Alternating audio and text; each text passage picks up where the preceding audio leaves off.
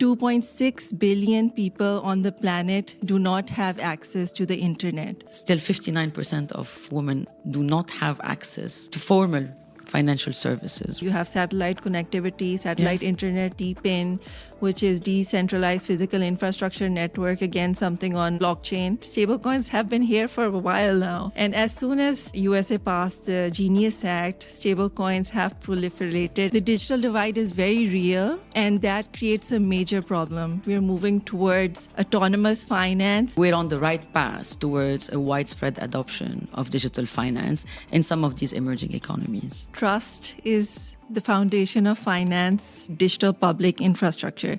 And that encompasses things such as digital payments, digital identity.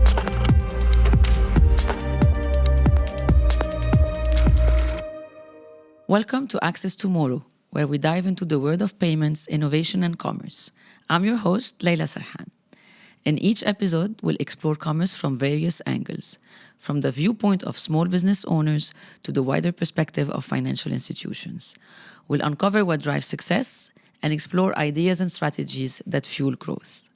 This podcast is brought to you by Visa. In today's episode, we explore how digital finance, fintech, and inclusive financial systems are transforming emerging markets and empowering women and marginalized groups. We're excited to welcome Amna Usman Chaudhry, financial economist and expert in digital finance, fintech, and financial inclusion. She works at the intersection of policy, innovation, and economic inclusion, helping to shape financial systems that are equitable, secure, and accessible to all. Amna, welcome to the show. Thank you. Great to be here. So Amna, I want to start with the topic of digital finance. I know it's a topic that you've been working on for a long time and really looking at the macro of digital finance, because we know sometimes digital finance is really underrated by the average person on the street, right? We know that, for example, in emerging economies, McKinsey estimates that digital finance could add $3.5 trillion to GDP if there is widespread adoption. So my question is, specifically in those economies, what are really the barriers to digital finance? Is it regulation? Is it technology? Or is it something else? That's a great question, Leila, and I totally agree that digital finance has immense potential, but there are definitely barriers that we need to overcome. And they're not one, particular barrier. They are multidimensional in nature. So for starters, one very real aspect and barrier is the fact that for digital finance to happen, you need internet connectivity. Yeah. And the fact of the matter is that 2.6 billion people on the planet do not have access to the internet. The digital divide is very real. And that creates a major problem. And the fact of the matter is that, unfortunately, women and marginalized sections of the society are even worse off. Yeah. So this is something that is very, very important to be taken into account. Another barrier is the fact that there is lack of infrastructure, specifically digital public infrastructure. And that encompasses things such as digital payments, digital identity, and also, data sharing protocols. So take the case for digital identity. If you do not have a digital identity, then it's difficult for you to do KYC and be upgraded into the traditional financial system. So, of course, there are decentralized financial options as well. But then we have the third, barrier, which is financial literacy, which encompasses both TradFi options, traditional finance, and also, decentralized finance. These things, create multiple barriers. And I think another important thing to mention is the lack of regulation and regulatory clarity, which in turn creates issues of trust. People do not, understand the financial system. They do not trust it. And because of the lack of clarity, that's another barrier that comes up. So I believe it was the World Bank's G20, actually the G20's financial inclusion plan, which said that it's very important to have clear frameworks and rules if you want to ensure that digital finance prospers easily, specifically in emerging markets.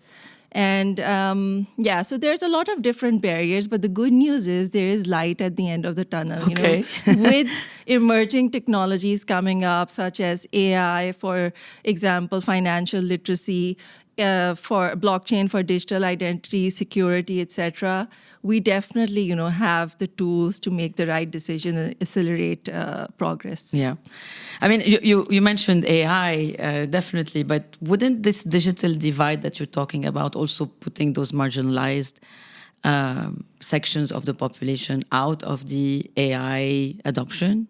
This is something very real. In fact, this is called the AI divide. Yes. Because AI is progressing so rapidly and accelerating so fast that it is difficult even for people who are in the space to catch up.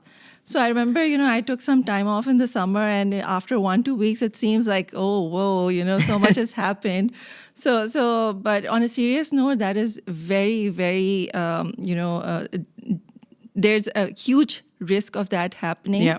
And that is why, it is very important we address internet connectivity as fast as possible. And with that, we can get the tools to, ensure that we are not left behind with a bigger digital AI divide as well. 100%. Yeah. If you think of the impact or measures of success of some of the outcomes of, like you're saying, there's a light at the end of the tunnel. Okay, what does this light look like? What are the really measures of success you would be looking at to say, okay, we're on the right path towards a widespread adoption of digital finance in some of these emerging economies?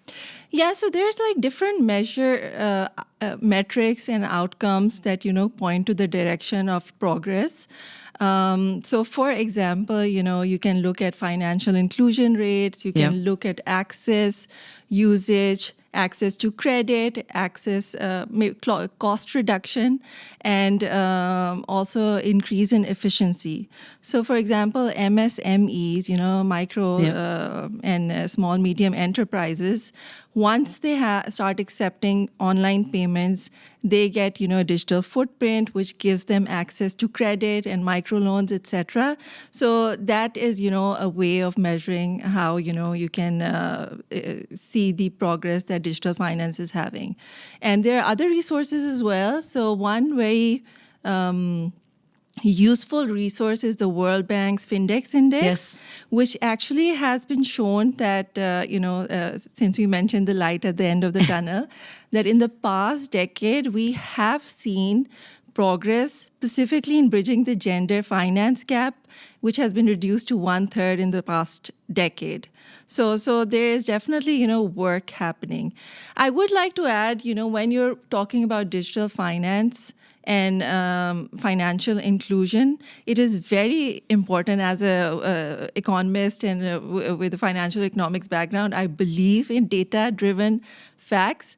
But I believe that in order to bridge the gap and make progress, you have to look kind of beyond that.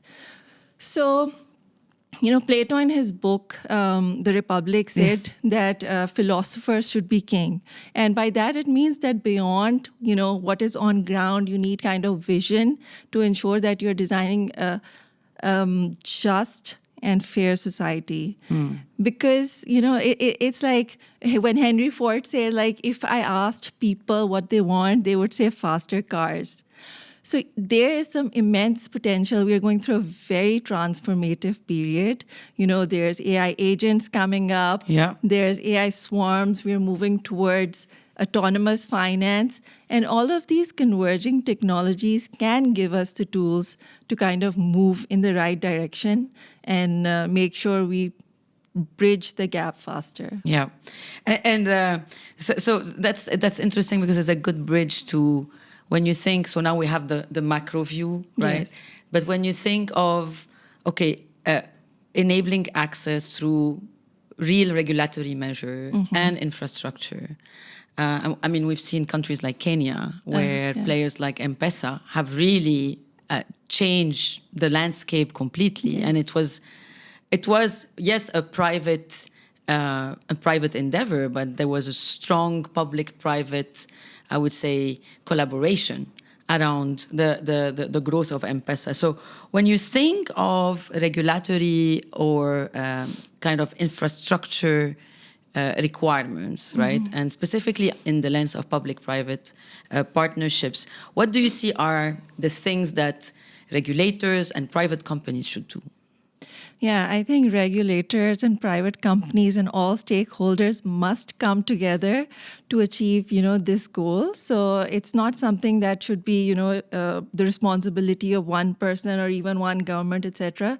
I think it is a win-win situation for all stakeholders involved, whether it's telcos, whether it's policymakers, regulators, and the common man, innovators, fintechs, etc. And they all need to work together in order to bridge the gap. And you mentioned M-Pesa, even looking at that example, you're totally right. It's not just some fancy special technology that came up. It was because of regulatory flexibility of the Central Bank of Kenya, which worked, with the telco. So very strong collaboration and partnerships, and which allowed it to kind of, work outside the traditional financial system by having easier KYC options, etc. And that led to such a great financial revolution. Yeah. So, regulators need to also embrace the importance of regulatory clarity. I think one way they can do that is also to provide sandboxes, regulatory sandboxes for fintechs, etc., so that they can come and understand what the requirements are and then work in these controlled environments. And, so that when they're ready to scale, they have the option. So regulatory clarity, working together, and ensuring that there's regulatory sandboxes, etc. And I think you mentioned infrastructure as well. That is also very important. And it's the role of the government most of the time to build or at least give that infrastructure building to someone who can actually build it. So you mentioned some of the examples of policy changes. So you talked about lighter KYC. Anything else comes to mind in terms of successful policy changes that happened in a specific market, which really led to the growth of financial or digital finance? Yeah, I think, when it comes to policy changes, it's very important for stakeholder collaboration. Mm-hmm. And it's also very important that you have regulatory clarity. So I mentioned the regulatory sandboxes are very important, whether it's for fintechs. It's very important to have regulatory sandboxes specifically catered toward that as well. And I think what's also very important is to embrace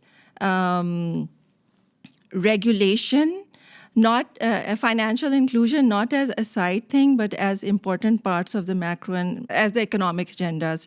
We can see that, financial inclusion in the region is part of Saudi Vision 2030. Yeah. It's part of UAE's economic agenda, including UAE Gender Balance Council Strategy 2026. So having it not just as a side thing, but as important aspects of the economic agenda helps. And speaking of UAE, I think regulators nowadays are not just designing these regulations from the background.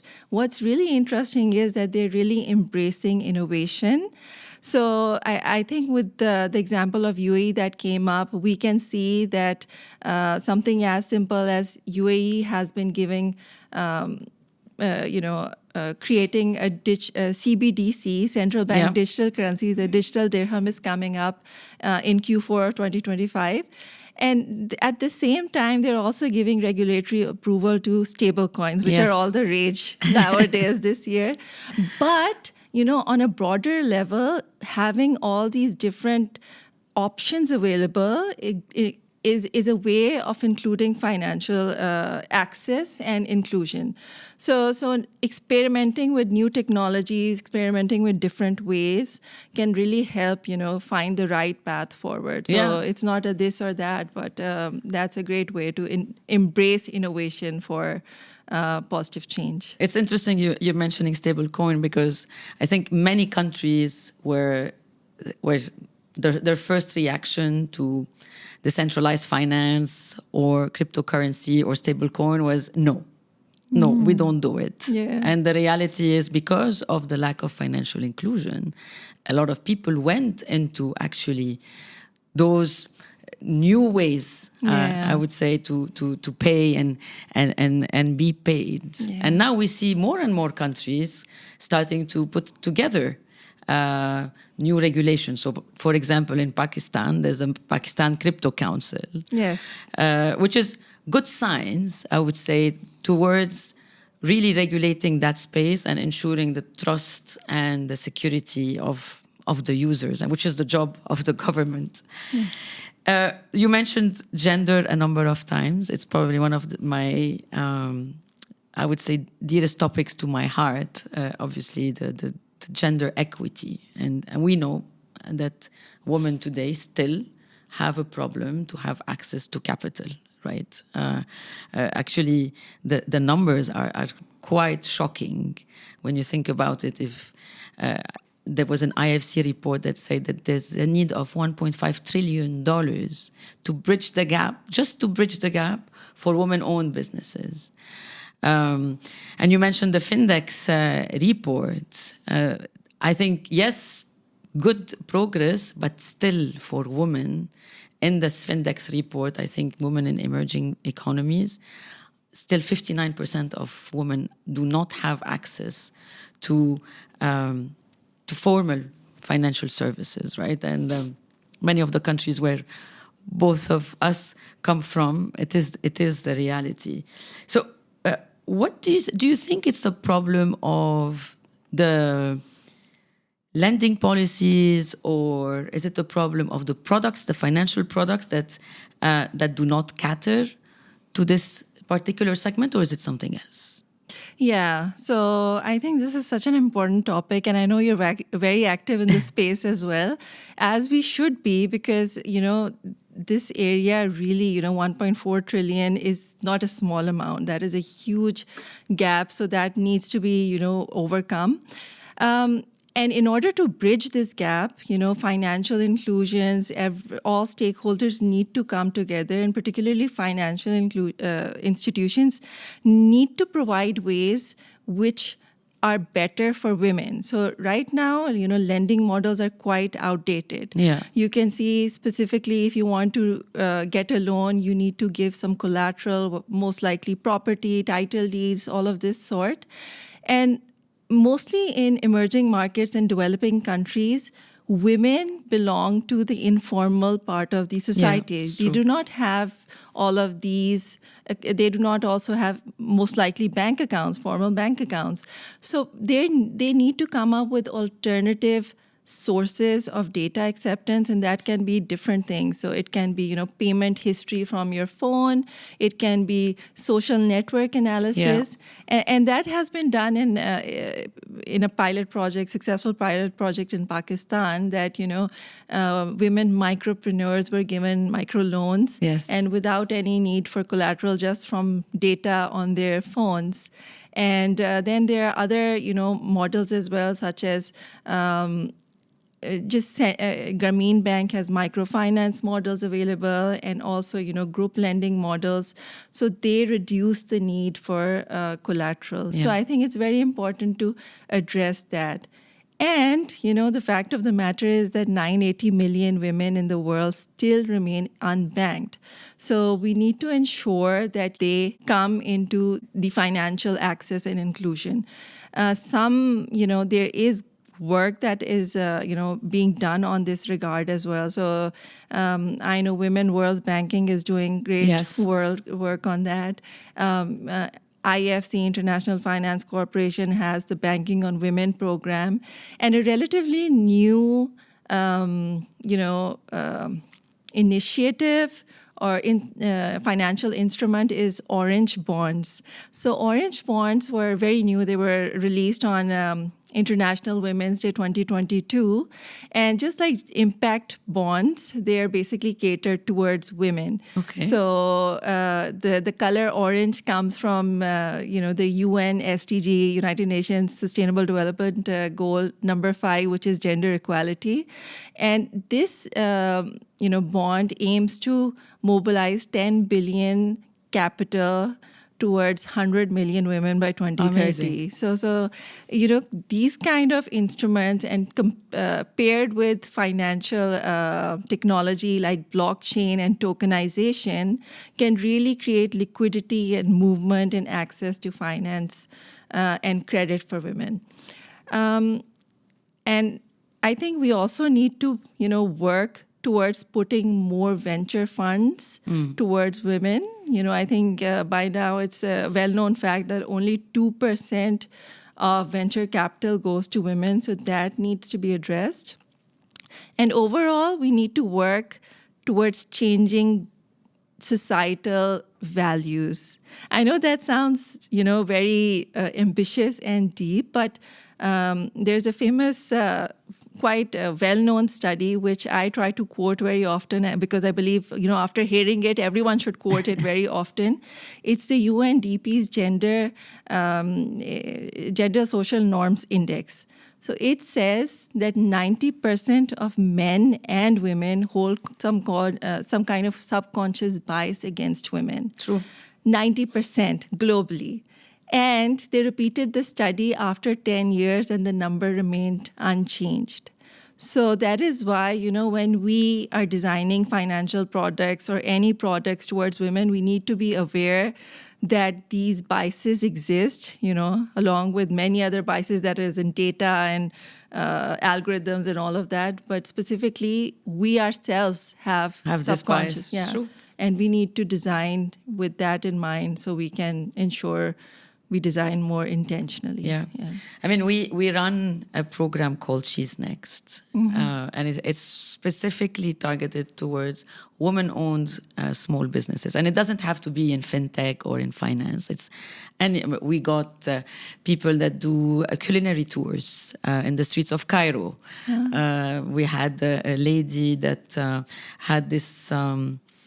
that was doing also tourism in the north of Pakistan, helping people find places to stay and tour guides and things like that. So it's really very broad. And it's interesting because, we did it in Pakistan, in Egypt, in Morocco, and we had thousands and thousands of applicants that came. But we also had a survey. And everything you're saying was related to us. It's most of the time they use their own savings. Most of the time people think, oh, she's having a hobby. It's a hobby. It's not a business. They are faced with, why are you doing this? You don't need to open a business and hire people and grow your business. But the reality is, we know that when women strive, all of their communities also strive, because women will always make sure that they give back to the community that is around them, whether it's their immediate family or their distant family or even the entire community around them. So I'm super proud of the work that we do. You should be. And hopefully we'll do some announcement about around She's Next coming up in other markets and repeating in some of our markets. But we talked about the role of organizations designing products differently, whether it's the bank or the lending organization or the credit scoring organization or even like UNDP, Global Women, World Bank, etc. But what about the individual? What would you tell the individual, that woman? Yes. So I think women also need to be proactive. They need to, take small steps, which then, give them confidence to move forward. So for starters, I would suggest that, work towards upskilling. I think that is very important. Yeah. So, nowadays it is important for everyone, regardless of where we are. I know it is easier said than done because women have work, they have families, they have household stuff. So it's difficult to find the time, but it is something that we all need to prioritize. So specifically, I think that is very important, and it is a level ground right now because this era of vibe coding, it did not Yes. exist before. This era of AI swarms did not exist before. So this is a great opportunity for women who are left behind to kind of upskill and kind of enter into the the ecosystem. And then with regards to financial access, I think an important step is that instead of delegating their financial decisions to maybe someone else, they start making their own financial decisions. So that will also kind of help. I would also suggest that they look for opportunities for sponsorships where or scholarships for financial aid or other opportunities like this in which they can maybe have the opportunity to upskill more, get education on this level, and look for mentors. I think mentorship Yes. can really help. So there's a lot of different things that women need to do, but it's important that we start with upskilling. Yeah. That is something that will really help. And then look for mentorship, look for resources. And for women who are in more privileged, positions, who are already in the financial system, etc., I think they need to encourage others also be there for as mentors, provide opportunities, and if you're on a board level or a decision-making level, then you need to kind of advocate for other women, True. make space for them. Yeah. So on every level, women need to kind of work together. And, I'm a huge believer, I think women and men also, like there's a lot of male allies also. It's not like women against men. So like together, if we work towards, ensuring this gap is bridged, I know that the figures are not encouraging, but at least we need to kind of get some momentum going. It's true. I mean, it's good that you mentioned men because I always tell people that I got to where I am, but the decision was almost always made by a man. I mean, it's a man who promoted me or gave me a job. So yes, there are definitely men allies. I want to move to the topic of fintechs. I know it's also a topic that you've been working on extensively in your field of work. Obviously, like anything digital, we've seen a boom of fintechs after and even during the global pandemic, right? And obviously because more and more people were at home, we saw a rise in digital payments as well during this time. And all of these fintechs coming up, offering financial services that cater for so many use cases. I mean, there are a few things about fintech that I wanted to discuss with you. So one is security and trust, right? We still see that people or the average users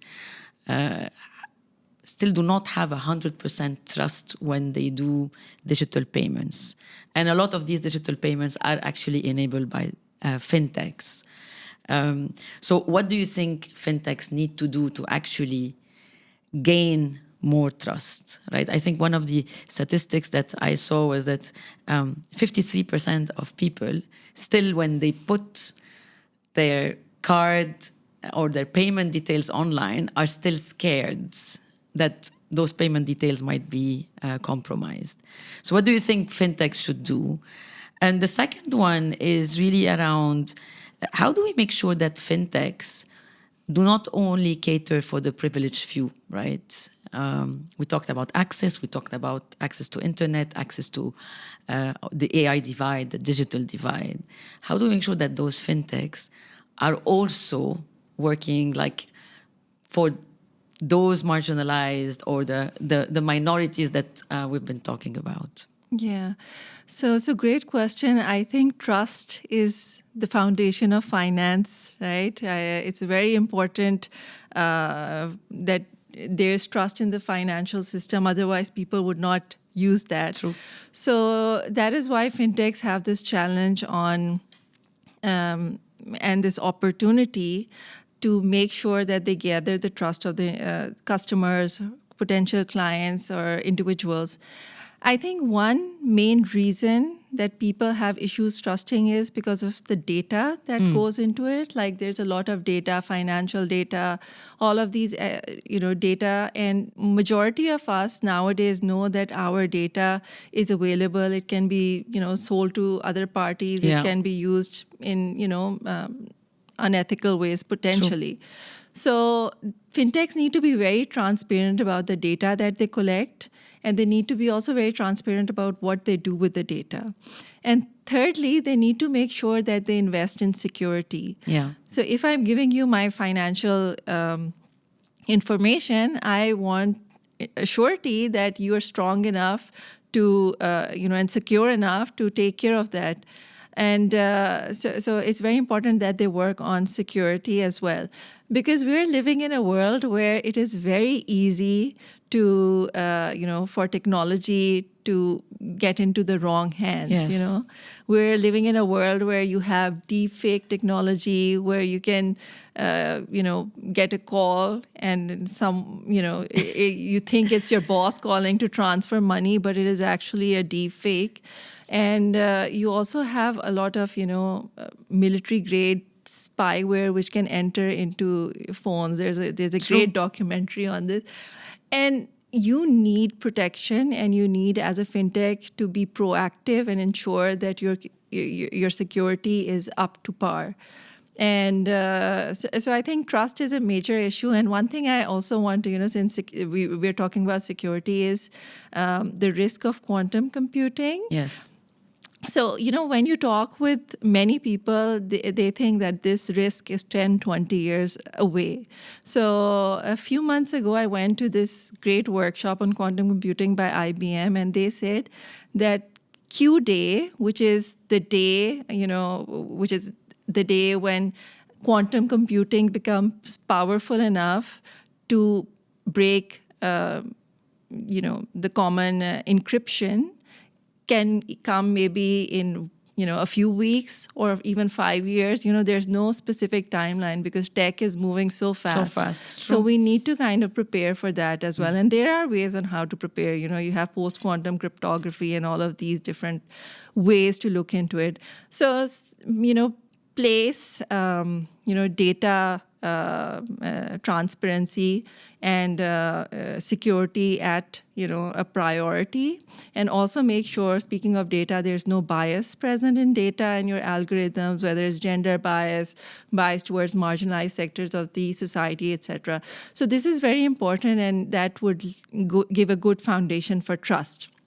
And then the second question, that if fintechs really want to build truly inclusive financial, access and inclusive system, then they need to work on different levels. So first of all, they need to make sure that their products are designed for low latency and low connectivity areas as well. So because there's a lot of, we spoke about the digital divide, so it's very rare. And a financial product should be able to work in, a remote village as much as it can in, this middle of Dubai. And there are technologies also that, cater to such remote areas. You have satellite connectivity, satellite internet now. You have DeepIn, which is decentralized physical infrastructure network, again, something on blockchain, which are opening up ways for, connectivity. So look into those, design for low latency and low tech. Make sure that your bias, your data is not biased towards specific segments of the society, whether women, whether marginalized sectors, etc. Because if you want a loan, but the data says you're not, able to get the loan, that is not an inclusive system. So ensure bias-free Yeah. and design products with inclusion in mind, specifically for women and marginalized sectors of the community. It reminds me as well of, I think one of the biggest success of M-Pesa was Yes. actually the fact that they designed from the beginning for feature phones, right? Not only smartphones. Yeah. So that they can address actually a huge segment of the population in Kenya, which Yeah. doesn't have access to a smartphone. So, yeah, and it proves that it is a working strategy. You mentioned AI, blockchain a few times, quantum computing now, and we see those innovations, like you said. I mean, they're going at a pace that is probably faster than the regulators. Yes. How do you see this challenge being overcome? It's like, okay, technology is going fast, but then the regulator might not be following that speed. Yeah. How do you see regulators need to operate, but also people who are developing these technologies? Yeah, so I think technology tends to move faster anyway than regulation, but over the past 2-3 years, technology seems to be evolving almost exponentially. So I can imagine the issue that regulators might have. So there's different ways to address this problem. So regulators can, also work on upskilling, but I understand, that's not easy. So get a group of experts who can, guide them towards the technology that they want to work towards. I think another important thing is that, collaborate with different regulators around the world. This technology is affecting everyone globally. So, collaboration and learning from each Yeah. other can really kind of help. And third is, maybe not create very strict regulations. I know regulation is very, tricky. Mm-hmm. It's like you have to balance the risk, with the innovation. Too much of one side is like balancing on a tightrope. But instead of having very strict rules, maybe have more flexibility, have the outcome in mind that, we want security, we want inclusion, etc. Give a flexible framework, and that kind of helps. And one way to do that is also, regulatory sandboxes. Yes. So that, is an opportunity where regulators also learn from the fintechs about the technology, and the fintechs also get more clarity on what will work, what will not work when they want to scale. And when regulation is clear, there is, immense takeoff. We can see from the Genius Act that was passed in the True. USA, right? Stablecoins have been here for a while now. And as soon as USA passed the Genius Act, stablecoins have proliferated. True. Every other financial institution wants to jump on the bandwagon, and some rightfully so, some, So everyone, once there's regulatory clarity, it can really, really provide positive change. Yeah. Yeah, 100%. And I think, it's really about future-proofing your regulation, Yes, right? yeah. I know that right now there is this big debate around some of the data regulation like GDPR and blockchain, right? And how do these two work together? Because in GDPR, you're allowed to purge your data, but in blockchain, actually purging the data is not an Yeah, it's option. immutable, yes. So it's an interesting debate that is happening. When you think of your career, is there a moment in your career where you had to get outside of your comfort zone, or take a leap of faith? And so what was that moment, and how did you live that moment? Yeah, so, I have, I think one interesting moment when I had to take a leap of faith was when I decided to become an entrepreneur. Okay. And, it was very technology oriented. I am a huge believer in the power of emerging technologies to create positive change and social impact. So that really, influenced or attracted me. So I, co-founded a startup which used tokenization on blockchain to counter plastic pollution. And it was very ambitious because right now Wow. tokenization is very common. So this was early 2018. We have a tradition to ask some, we call it the Visa Fast Pass. So some rapid fire questions. I'm going to ask you a question. You answer in like 1 or 2 words or a few words if you can. Okay, don't worry. They're super easy, super easy question. So if you could spend a day with an entrepreneur, whether past or present, who would that be? I think Ada Lovelace. So Oh, yes, of she's, course.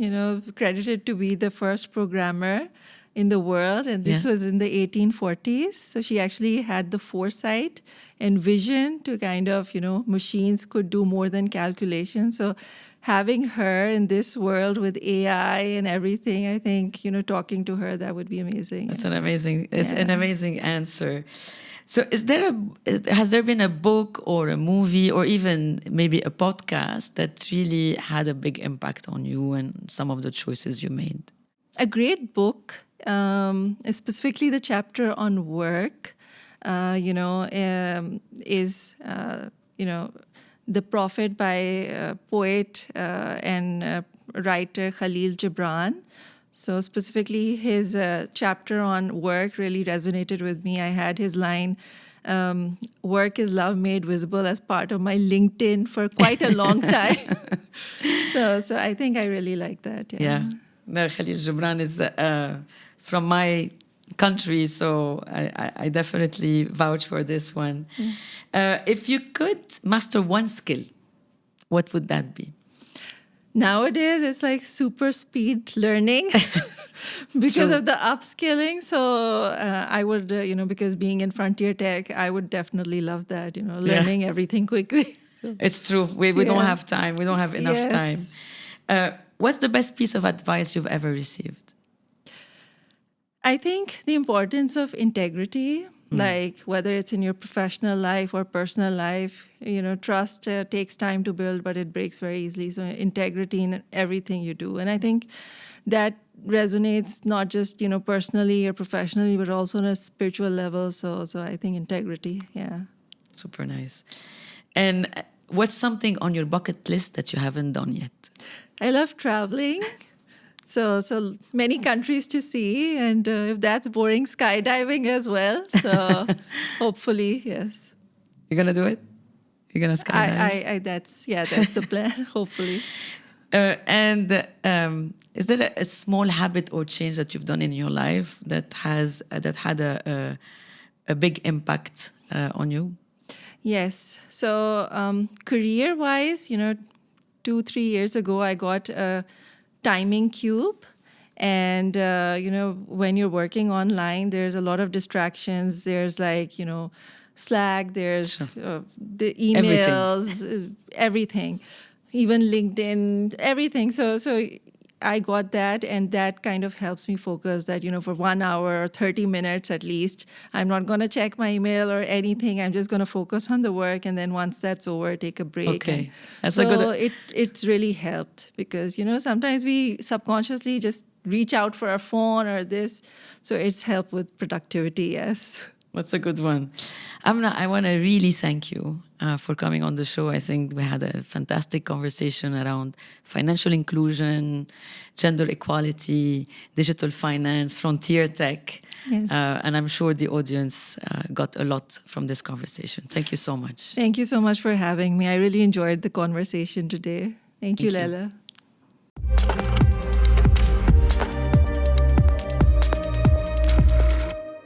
Thank you for joining us today. We're committed to providing you with fresh and bold insights from our region, so don't miss our next episode.